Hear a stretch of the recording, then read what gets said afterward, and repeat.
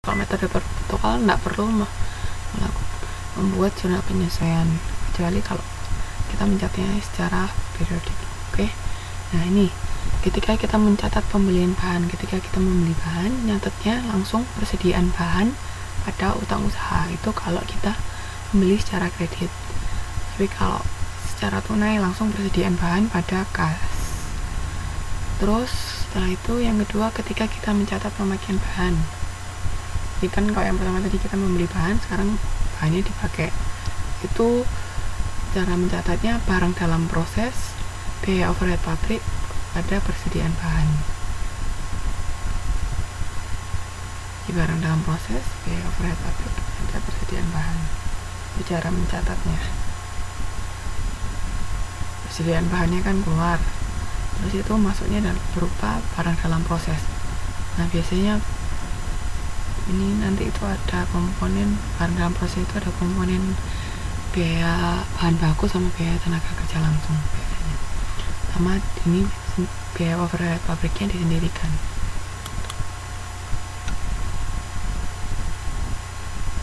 Itu tadi masih bahan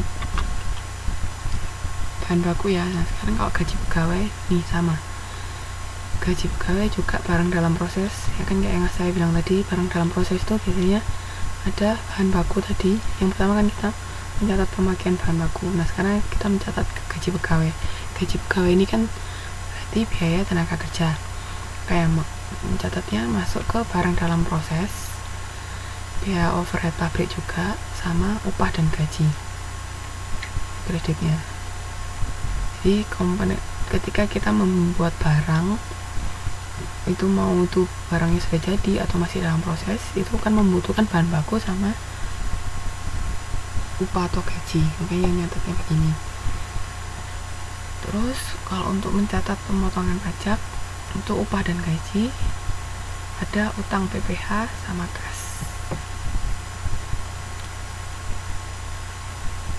Jadi utang PPh itu pajak penghasilan kita masih terutang, kita belum bayar tapi kita sudah bayar upah sama gaji pegawai kita. Cara mencatatnya.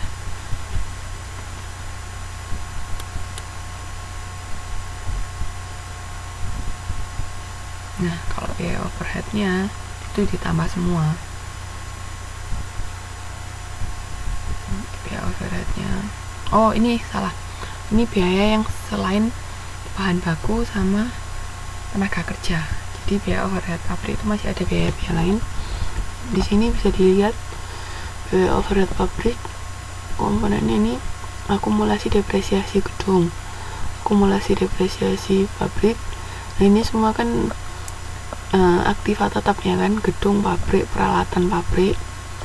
Terus ada yang asuransi dibayar di muka, pajak bangunan di muka, sama utang usaha.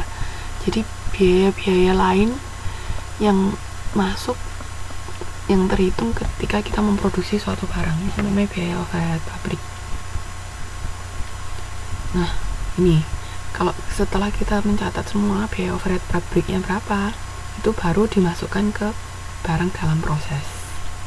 Jadi semua nanti pada akhirnya barang dalam proses itu ada 3 komponen: bahan baku, tenaga kerja langsung, sama overhead pabrik, ya kan, masuk ke dalam barang-barang proses lagi semuanya. Tapi biaya overheadnya keluar.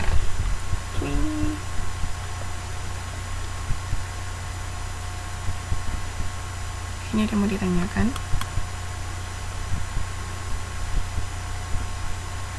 Nah, kalau sudah masuk ke produk jadi itu barang dalam prosesnya tadi sudah dibikin lagi, jadinya keluar barang dalam proses. Ini mau dibikin, nggak dikeluarkan, terus masuk, kalau sudah selesai masuk ke persediaan barang jadi.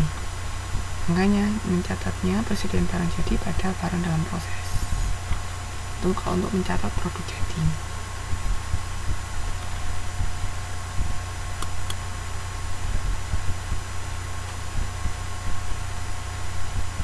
Sampai sini ada yang mau ditanyakan?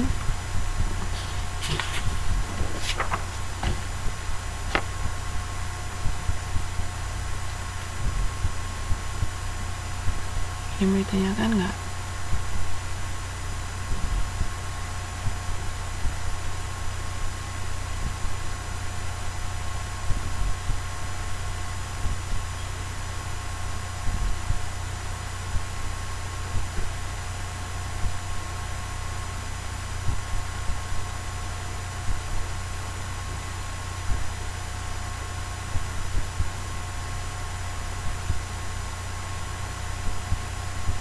Mana?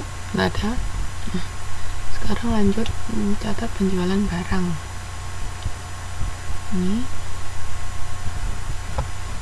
kan berhubung kita metodenya perpetual, jadi langsung dihitung HPP sama presiden barang jadinya kan. Ini ketika kita menjual barang, piutang pada penjualan. Ini kalau orangnya belinya kredit, tapi kalau orangnya belinya tunai berarti kas pada penjualan. Terus langsung ada HPP sama presiden barang jadi, maka presiden barang jadinya keluar, nah, dihitung jadi HPP di cara mencatatnya. Oke, jadi piutang pada penjualan, HPP pada presiden barang jadi kalau mencatat penjualan barang. Oke, sampai di sini modul 10. Ada yang mau ditanyakan nggak?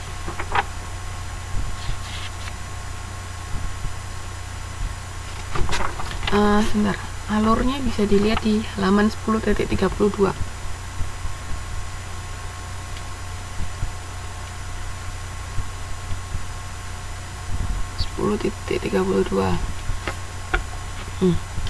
Dilihat dari awal itu persediaan bahan tadi kan.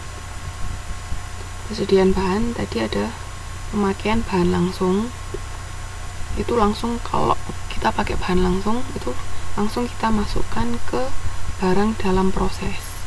Nah, tapi tadi kan juga ada yang namanya biaya overhead ketika kita mencatat bahan langsung. Itu biaya overhead itu berarti pemakaian bahan tidak langsung. Makanya ini alurnya masuk ke biaya overhead pabrik. Nah, terus kalau yang untuk tenaga kerja juga sama. Biaya tenaga kerja langsung itu langsung masuk ke barang dalam proses. Nah, tadi juga ada biaya overhead kan waktu kita mencatat upah, itu berarti namanya tenaga kerja tidak langsung. Kalau ada tenaga kerja tidak langsung itu masuk ke biaya overhead pabrik. Nah, di situ biaya overhead pabrik selain dari bahan tak langsung sama tenaga kerja tak langsung, ada juga biaya-biaya lain kayak yang tadi akumulasi depresiasi punya aktiva tetap. Terus ada apa aja tadi, biaya asuransi atau apa aja tadi, macam-macam. Itu juga masuk biaya overhead pabrik. Nah, setelah dihitung semua biaya overhead pabriknya berapa, itu juga masuk ke barang dalam proses. Nah, ketika masuk ke dalam barang dalam proses itu kita bisa menghitung HPP kan, harga pokok produksi. Nah, harga pokok produksinya itu tadi ada persediaan awal, bahan baku, overhead, tenaga kerja. Nah, ini HPP-nya, harga pokok produksinya masuk ke barang jadi. Jadi barang jadi itu bisa kita menghitung harga pokok penjualan. Nah, harga pokok penjualan bisa kita hitung lagi untuk menghitung laporan laba rugi. Itu alurnya. Sampai sini paham? Ada yang mau ditanyakan?